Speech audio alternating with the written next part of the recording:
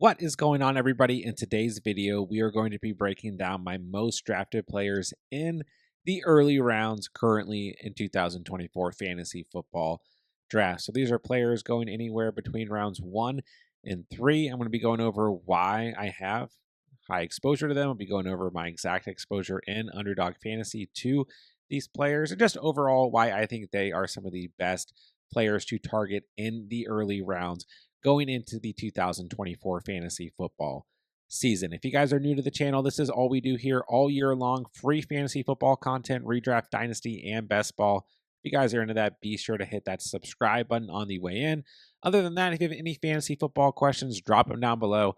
I'll get back to you as soon as I possibly can. Let's not waste any more time. Let's hop right into today's video. All right, first and foremost, let's talk about Derrick Henry. I currently have a 19.3% exposure to him on Underdog Fantasy, going at an ADP of 29.4 on Underdog and an ADP of 26.3 on the Sleeper app. If you guys have followed the channel this offseason, you guys know how high I have been on Derrick Henry all offseason long and how confident I am that he is going to have a great fantasy season and outperform his ADP going into 2024.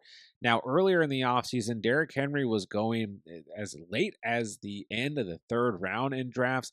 And then slowly throughout the offseason, he's moved up to the point where now in subscriber redraft mock drafts, I've seen Derrick Henry go as early as the 2.4, the 2.5. He's definitely moved up in terms of rankings and overall ADP. But for the most part, you kind of see Derrick Henry as the end of the second round selection. And I do think as we get closer to the end of August, it will definitely be more common to see him gone in the middle of the second round, especially with the double hero running back strategy becoming more and more popular going into this coming season. But Derrick Henry, still one of the top running backs in fantasy football last year, still averaged double digits per game in terms of fantasy points scored. I mean, the RB8 last year had 12 rushing touchdowns.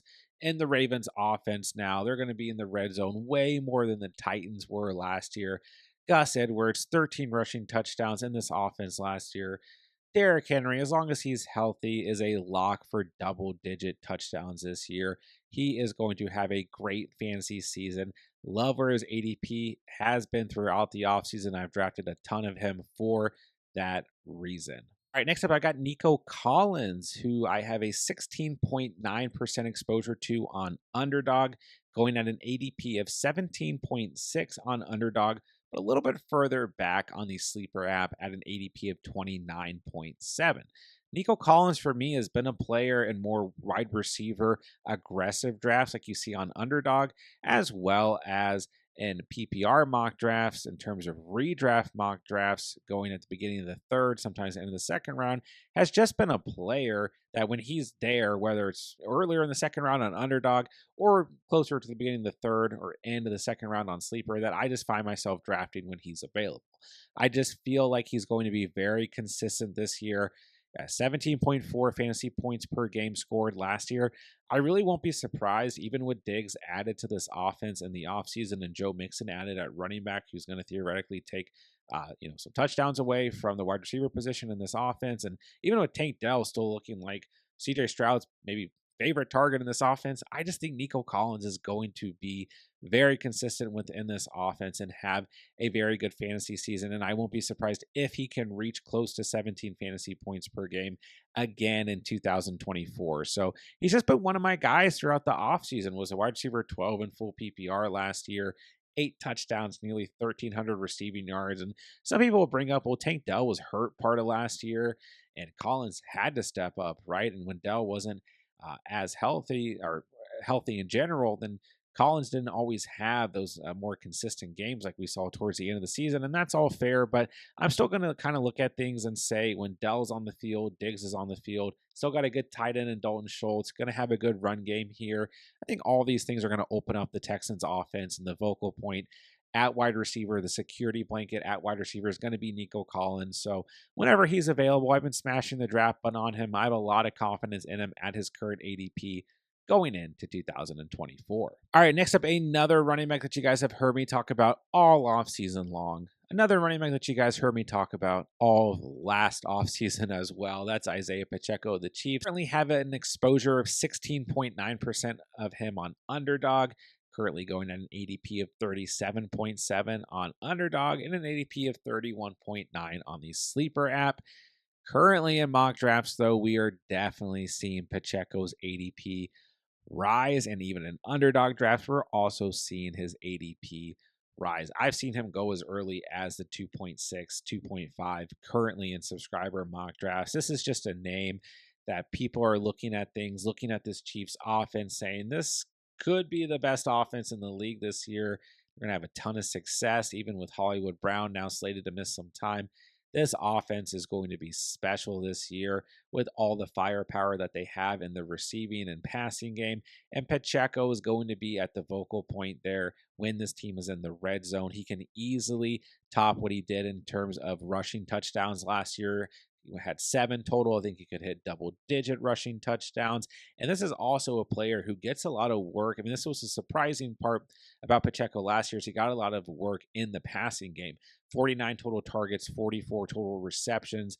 And at the end of the day, it's just one of those players when Mahomes is kind of moving around the pocket, extending plays, he looks for a receiving back like Isaiah Pacheco to try and help extend those plays. And Pacheco showed up for that, catching all but 5 of his targets last year. So there's a lot of reasons to like Pacheco. RB15 last year, I think he can easily move in to as high as the RB5 area this coming year. And I've been saying that all offseason long. So Pacheco, a player that I'm not scared to draft at the end of the second round, haven't been scared to draft him there. And now I'm seeing a lot more people draft in there, and even to the point where he's moving up closer to the mid of the second round. But I was not scared to take him at the beginning of the third round when that was against ADP. And now just throughout the offseason, we've seen him continue to rise in ADP. So he's continuing to be a player for me that I've drafted in the early rounds, and that's definitely not going to change anytime soon. Do not forget that I am still running several streams throughout the week where I am hopping into real 2024 fantasy football drafts on Underdog Fantasy. If you guys don't want to wait any longer to draft 2024 fantasy football teams, you don't have to. Underdog has all kinds of different unique contests that you guys can enter, including their flagship Best Ball Mania, where somebody is going to win up to $1.5 million. This is the best way to prepare for the upcoming fantasy football season. These are the sharpest drafts throughout the offseason. Plus, Underdog already has week 1 NFL pick'ems out where you guys can play in their new streaks format and win up to 1,000x your money. Promo code the catch, the link is down below as well.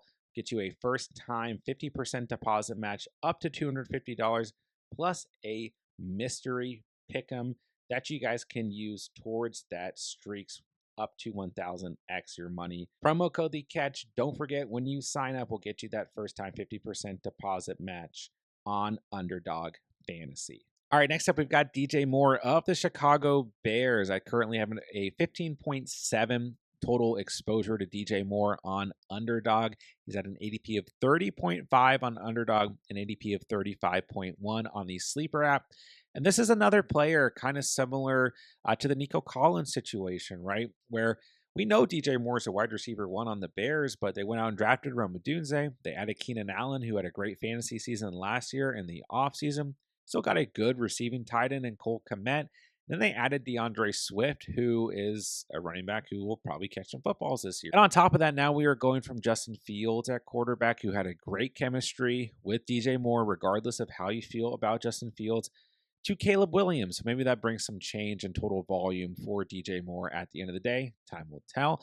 But I think at the end of the day, we're going to see all those things kind of come together. This offense will open up more, definitely be a pass-first attack team, although the Bears ran the football quite a bit last year. At the end of the day, I like where DJ Moore is, and I just feel like he's going to be the guy here. He's going to get a bulk of the targets and the receptions and make the most of them. I don't necessarily expect DJ Moore to finish as a top 6 fantasy wide receiver like he did last year, but I think top 10, top 12 is definitely viable. And at his current ADP, I think the risk is worth it. He's also a player who can have those high ceiling games.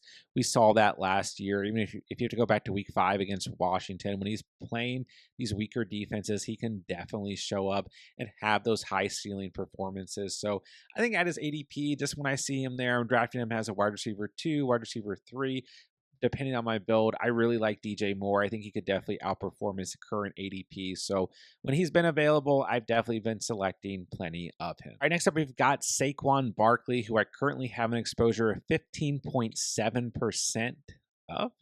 Saquon Barkley, been a player I talked about a lot throughout the offseason. He has an ADP of 19.3 on Underdog, and an ADP of 14.8 on the Sleeper app. And this is a player similar to Derrick Henry early in the offseason. I mean, you guys have been following the channel. You guys know we've been making content since the spring, right? That's what we do every year. And Barkley, similar to Henry, a guy that I talked about who I said, come into August, these guys are not going to be at the ADP that they're currently at. Barkley was going at the end of the second round, sometimes the beginning of the third round, and people were scared to draft Saquon Barkley. Like, he got hurt last year. Jason Kelsey's gone. He's not the center anymore. The tush push is still going to be a thing. Jalen Hurts runs the football. The Eagles were bad at the end of the season last year. Well, whatever your viewpoints are here on the Eagles offense, they were still very good in fantasy throughout the entire season. Jalen Hurts, AJ Brown, Devonta Smith, all these guys performed in fantasy, even if the team as a whole was struggling, right? And they paid Saquon Barkley a lot of money to be the feature running back in this offense, and they are absolutely going to utilize him. And yes, Saquon Barkley missed a little bit of time last year towards the beginning of the year, and then missed, that Week 13 game against San Francisco, and he was still a top 15 running back coming in as the RB 13 in full PPR. He's literally on a Giants team last year that was a total dumpster fire, and this is not that. This is the Philadelphia Eagles. This is a team that is going to be playoff worthy this year, that could end up winning the division, that's going to score a lot of points. So I don't think I really need to make the argument for Saquon Barkley anymore like I was earlier in the offseason. He's now a player who goes at the beginning of the second round, sometimes goes before players at the position like Jonathan Taylor, goes as early as the first selection in the second round. I still love him at his ADP. I've still been drafting a ton of him throughout the offseason, regardless of his ADP. I think he definitely has the potential to finish as a top 5 running back on the season. I think he's just a player that's going to have a lot of upside, score a lot of touchdowns in that offense. Once again, I don't think I really need to make an argument here, but I've drafted a ton of Saquon Barkley in the early rounds, and I'm definitely not going to stop doing so. All right, last but certainly not least, I've got Amon-Ra St. Brown, who is my most drafted wide receiver in the first round. I have an exposure of 13.3% on Underdog to Amon-Ra St. Brown. ADP of 6 overall on Underdog. Then when you move over to the Sleeper app, an ADP of 6.7, so not too far apart there. Now, Amon-Ra has started to become a player in mock drafts that I'm seeing more people take at like the 1-4 or the 1-5, maybe before players like Justin Jefferson and Jamar Chase, also at the wide receiver position. And I have said all offseason long that I'm completely fine with that.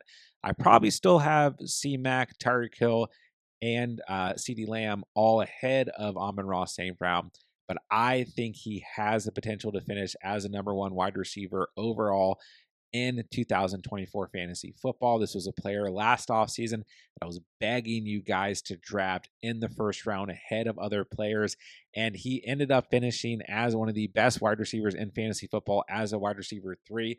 So he doesn't have to do too much more to finish as a wide receiver 1 this upcoming season. But even if you don't view him as a potential wide receiver 1 this year, like, I think he's a lock for a top 5 finish at the wide receiver position. There's too much volume. This offense is still going to score a ton of points like they did last year, and Amon-Ra is going to be the guy here. Had 164 targets last year. I don't see any reason why that would change. I'm a fan of Jameson Williams at his current ADP. He's got to be the wide receiver 2 to step up for this team, but I don't think he takes away from that total target share. Still love me some Sam Laporta. I get that he's essentially the wide receiver 2 on this team at 120 targets last year. Once again, I don't think that there's too much overlap there. And even if your next argument is, well, Gibbs is going to catch more passes than he did last year, that's fine. But I still think Amon-Ra is going to get force fed as long as he's healthy. He is the clear cut wide receiver 1 for the Lions. Has a ton of upside on the table. Even if he doesn't have that upside in your eyes, he just has so much consistency. There's no reason to not like Amon-Ra. I don't really feel like, once again, I need to make an argument for Amon-Ra, but he's been the wide receiver in the first round that I've targeted the most aggressively, that I've drafted over other players like Jamar Chase, like Bijan Robinson, like Brees Hall, like Justin Jefferson, and even at times that I've taken before a player like Tyreek Hill or CeeDee Lamb, but for the most part, I'm still taking those two guys and Christian McCaffrey over Amon-Ra St. Brown. But at the end of the day, I just think he's a player who has top 5 positional value no matter what. When we were looking at wide receivers moving into the next season, love this offense, love everything about Amon-Ra. I'm going to continue selecting him in the first round aggressively, leading into the 2024 fantasy football season. That'll do it for today's video. If you guys did enjoy the content today, be sure to hit that subscribe button on the way out. Drop any fantasy football questions that you guys have down below as well. Make sure you guys join our free Discord down below. That way you guys can get into some of our free subscriber mock drafts, get some practice for the upcoming season, join our Underdog drafts, let you know when I go live, ask any fantasy football questions with the community, throw your own mock drafts out on there, get them filled with the community so you guys can practice. Whatever you guys need, that link is down below as well.